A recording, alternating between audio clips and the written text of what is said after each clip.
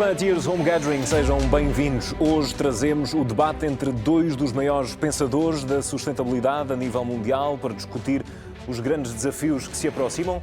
Duas figuras responsáveis por trabalhos premonitórios. António Vasconcelos, muito boa tarde. Boa tarde, João. De facto, teria dificuldade em escolher outros dois nomes, um de cada lado do Atlântico, para representar as transformações verdadeiramente disruptivas que são necessárias para a década e para 2050 e até, se falam eles, para 2100. Vamos então dar início à nossa conversa. Vamos em primeiro falar com John Elkington. John, hi and thanks for joining us on this debate. You are the founder of Volans UK and the author of nothing short than 20 books on sustainability. You have also been responsible for some of the most important concepts of sustainability. Your latest book sounds somewhat like a prophecy, Green Swans, but what can you tell us about your latest work? Well, it's wonderful to be part of the conversation. Thank you both for the invitation. In simple terms, people know that we're in the midst of a global pandemic. They're often using the term black swan to describe that pandemic, and by that they mean what Nassim Nicholas Taleb was talking about in 2007, just before the financial crash in 2007 and to 9, where he talked about black swans. And what he meant there was that these are incredible surprises. They have an enormous impact. And afterwards, we really fail to understand what's just happened to us. So we set ourselves up to fail again. Interestingly, Taleb himself has said, this is not a black swan. We saw it coming. We should have reacted. In many cases, we didn't. The idea of a green swan is the opposite. It's basically saying, rather than going exponentially where we don't want to go, how do we go exponentially where we do want to go? How do we develop solutions to some of the really seriously wicked problems that the world now faces, from plastics in the ocean to antibiotic resistance to space debris to the climate emergency. So that, in simple terms, is what the book is about. And in this book, you've also stated that the mankind was already on the bottom of a U-turn. But what did you mean by that? Well, a couple of years ago, I started to get a very uneasy feeling about where the global economy was headed. And at the moment now, with the pandemic, people are saying we're going to come out of this with a V-shaped recovery, a U-shaped recovery, a W-shaped recovery. And I think we may well have recoveries like that, but underlying it, there's something much more fundamental at work. And basically what we're seeing, I think, is a 12 to 15-year period where an old order, macroeconomic and geopolitical, unwinds, and a new one starts to form. And in some ways, the old one has to die for the new order to come through. So the U-bend is not a quick recovery. It's a long, hard slog, which will take a great deal of economic and political stamina and ambition. And facing that long path ahead, what are the biggest challenges that mankind faces, especially when we're going through a very radically unique moment that is affecting several generations? Well, I think that one of the biggest problems that we collectively face at the moment is that, as we all see, the global governance mechanisms that we've had since the Second World War are weaker than they have been for a very long time. And they're really struggling to cope with, for example, the pandemic. So we've had the Trump administration trying to undermine the World Health Organization.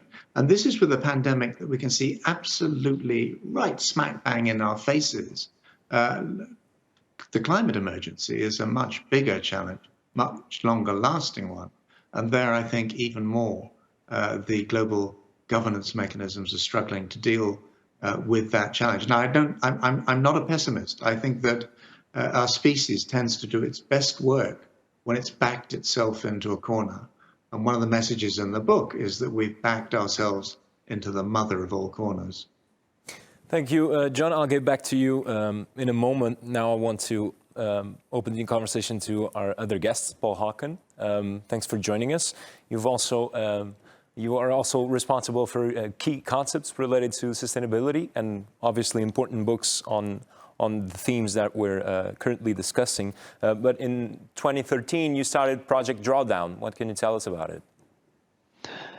Thank you so much, and thank you for inviting us to Planetiers. I would have chosen a better background had I known it was going to be a different situation. I like John Elkington's background very much.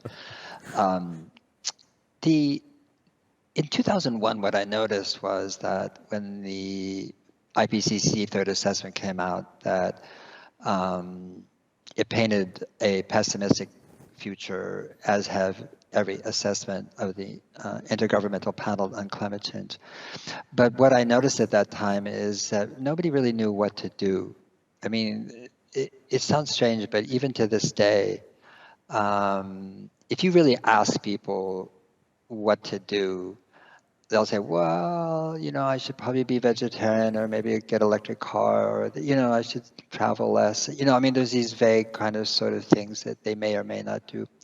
But in the case of me, I wanted to know exactly what the most substantive solutions, not only to climate change, which is not a word I really think much of, but actually the solution to reversing global warming. And I wanted to name the goal, which is what drawdown means and so forth. And I asked people for a long time, for over a decade, institutions, NGOs, people like that, you know, whether they would like to do that. And they said, no, it's a good idea. Why don't you do that? But in 2013, I decided to do it and gathered researchers from all over the world, from Portugal, by the way, and from 22 countries and all continents except Antarctica. And we came together to map, measure, and model the 100 most substantive solutions to reversing global warming, not just to address it or mitigate it or tackle it, these verbs that are used, but actually to reverse. That is to say, to not only stop emitting CO2 and greenhouse gases, but to draw them down. That is to reverse the amount of CO2 that's in the atmosphere and going up in there. So that's the story of Drawdown. And thinking about the days we are currently living and experiencing, and obviously this very concrete and specific challenge, what do you see are the biggest obstacles that mankind faces for the next decade, for example? Well, the obstacle that humankind faces is chaos. The warming of the planet is unstoppable. And what we don't understand is that small changes in global temperature can have truly catastrophic effects on weather, on crops, on migration, on the economy. The pandemic can be argued that it is one of many that will be coming this way due to the incursion of humankind into the wild spaces, into just like HIV was, it came from the Congo, and game meat. So we are vastly unprepared for the next decade and the decade afterwards. I mean, I do hope and believe and agree with John that when humankind backs itself into a corner, it generally does wonderful things. But I think we can all argue that even though we've known about global warming for 45 years, until it becomes an experience, until people actually have the experience of its impact, generally it's just a concept. And I think the science on global warming is extraordinary. I think the way the science has been communicated to people has been inept. And it's why, at this point, 99% of humanity is disengaged from climate change, the greatest threat to civilization has ever faced. And that has to do with how we have engaged and communicated, because we're using apocalyptic terminology, we're using threat, we're using fear, we're using doom, we're using all sorts of things that invoke the amygdala, that get people they get them excited in a way, but not in the way we want them to get excited. They get them excited because they think something's going to go wrong and they'll be threatened. So we magnify their individuality, and that individuality is really one of the sources of the problem. Is we think we're all separate and different instead of in this together, and we are in this together. And I do think that the climate and the changes in climate and the associated problems that creates will actually bring us together. Or we can see, when you have a pathological leader like Donald Trump, it can divide us. It can be used to further separate us. Paul, thank you so much. I'll get back to you in a moment. I want to grab a few comments from António. Pegando aqui neste que foi o último ponto do Paul Hawken, que acaba por introduzir também uma dimensão de análise pertinente, prende-se com o facto da distância das pessoas em relação ao tema. E o Paul frisou que, como as pessoas não experienciaram ou não sentiram na pele os efeitos diretos das alterações climáticas, há essa distância com o tema, que acaba por ser um conceito. Está de acordo com esta leitura de um certo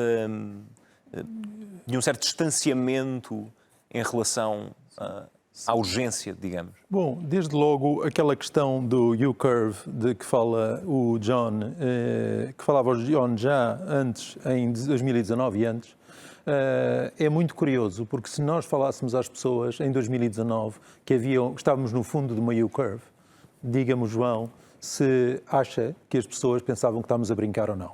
Claro que se falava que havia um problema de aquecimento, etc. Mas são temas um pouco distantes, não é? São temas de cientistas a dizer eu estou-vos a avisar, isto é um pouco o Pedro e o Lobo, não é?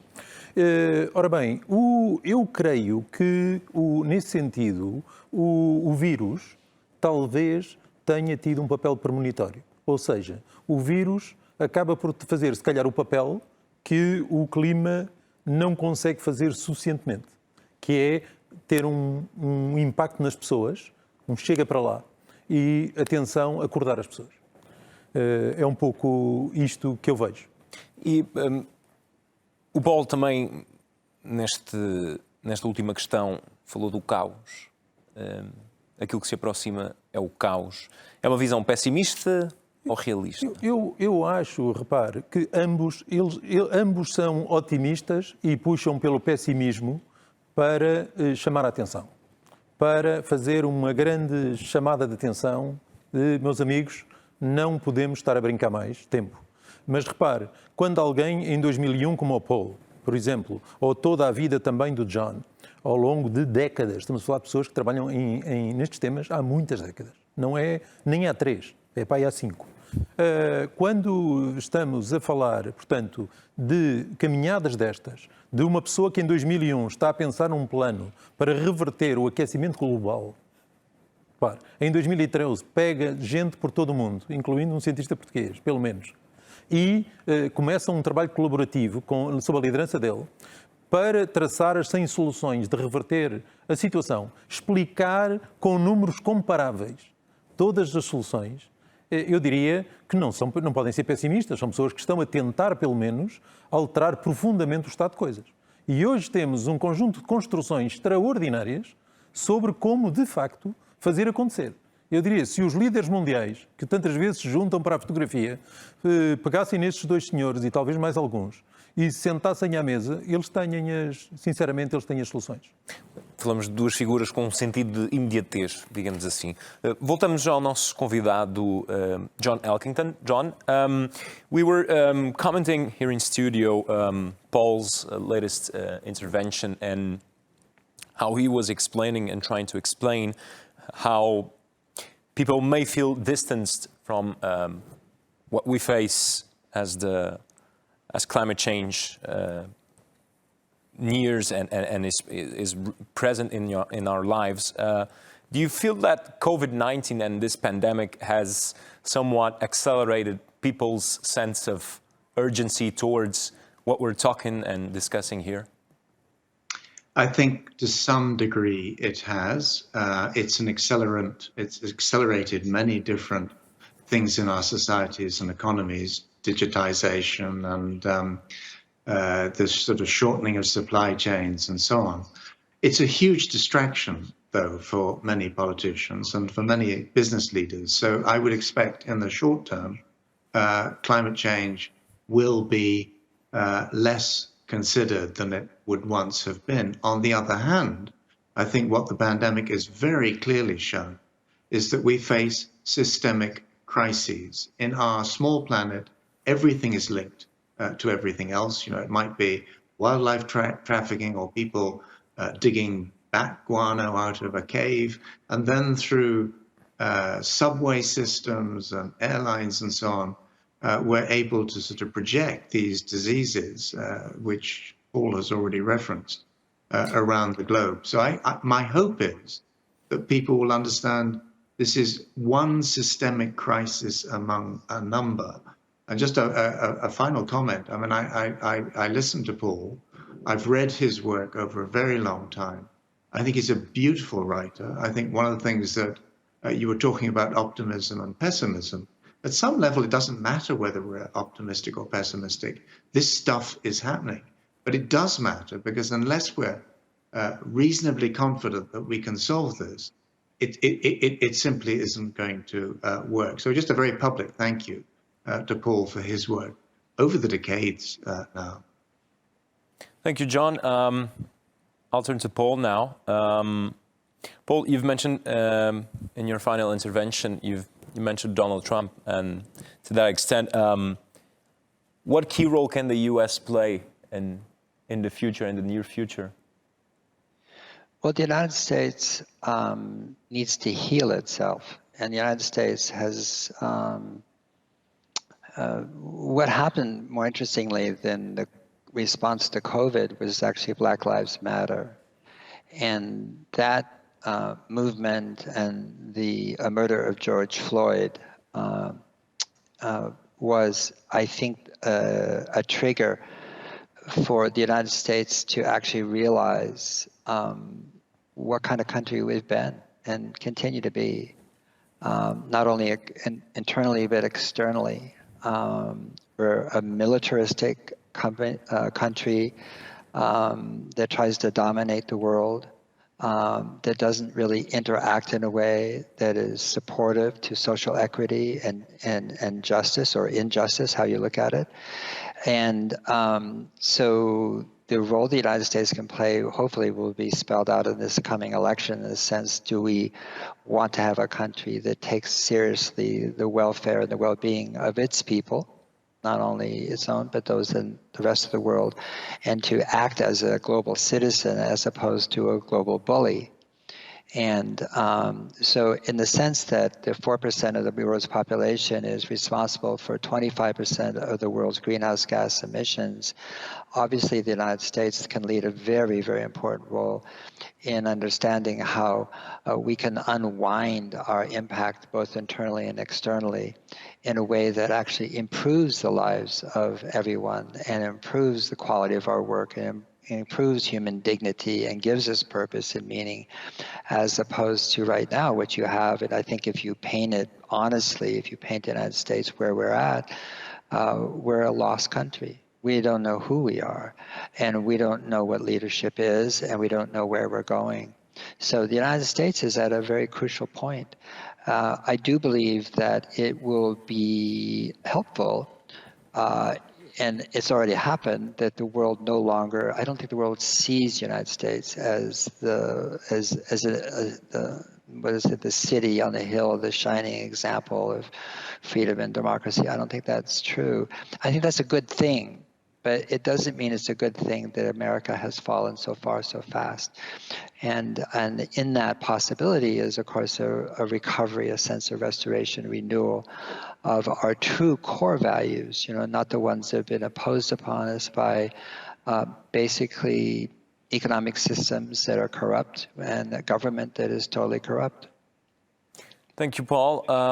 Now it's time for us to bring the topics that Planetiers has prepared, and hopefully both of you can jump in on that. Antonio? Yes. First of all, I want to thank very much these two fantastic names with decades and decades in the world of sustainability, and really in a transformative way. So the starting point for me is to say that both John and Paul have been working on showing the need to be really disruptive and to be really transformative and to use technology in the right way to really reverse all the situation. And so having this in mind, John with, on one side with Breakthrough, the United Nations, now with the Green Swans pointing the need for deep transformations, Paul with all the work with Drawdown, amazing work with 100 solutions that can really reverse the situation. So the point is, business, we should now go to business leaders level. Corporates have so much power and so much money.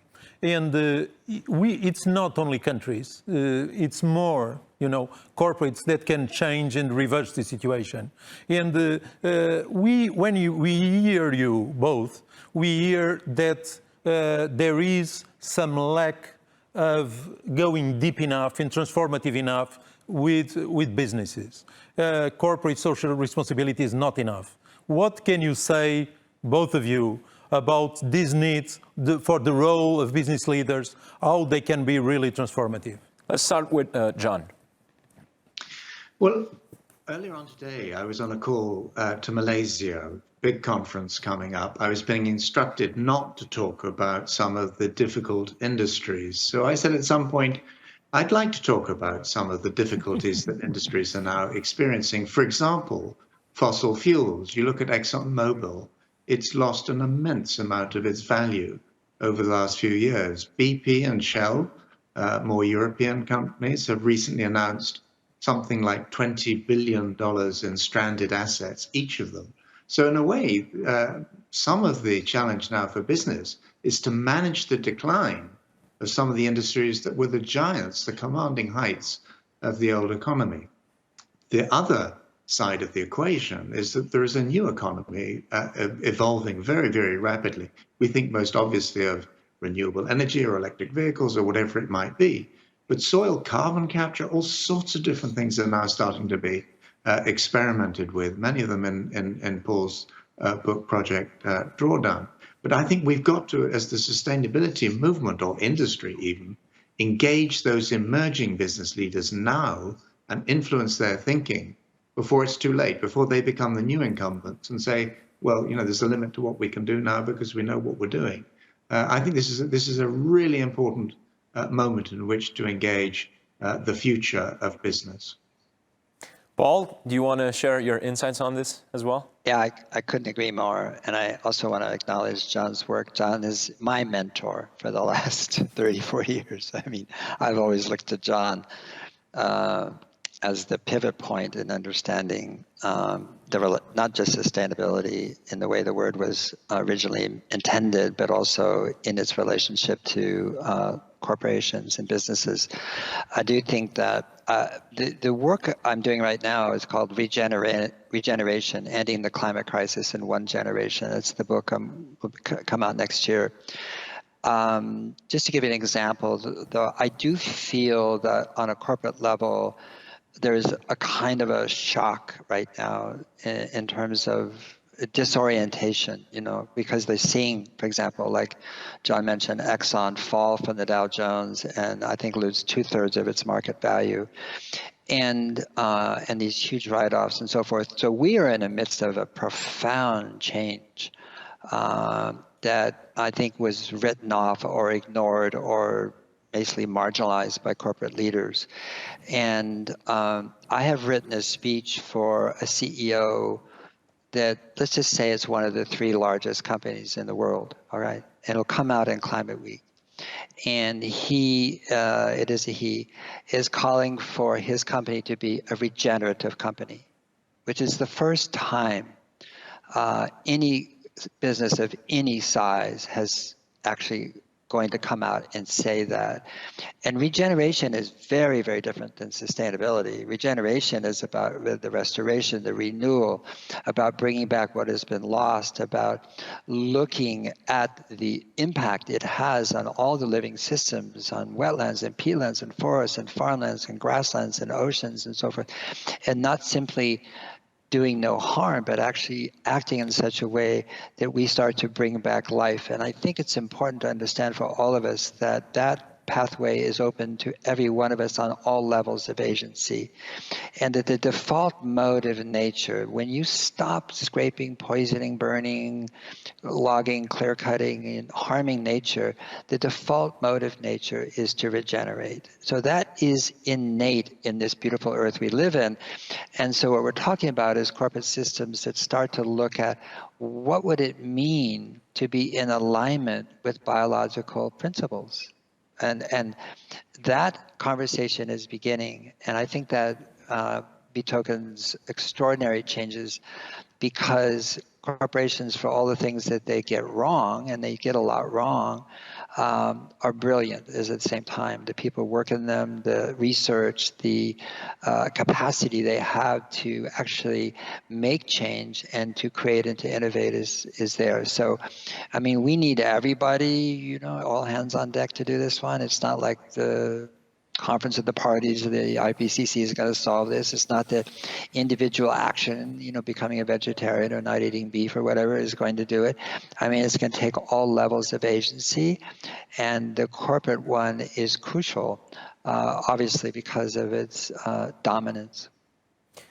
These are our closing remarks. Paul Hawken, John Elkington, thank you so much for joining us and to participate in this very enlightening debate. António Vasconcelos, ficamos por aqui, é todo o tempo que temos, mas creio que ficou tudo dito neste debate.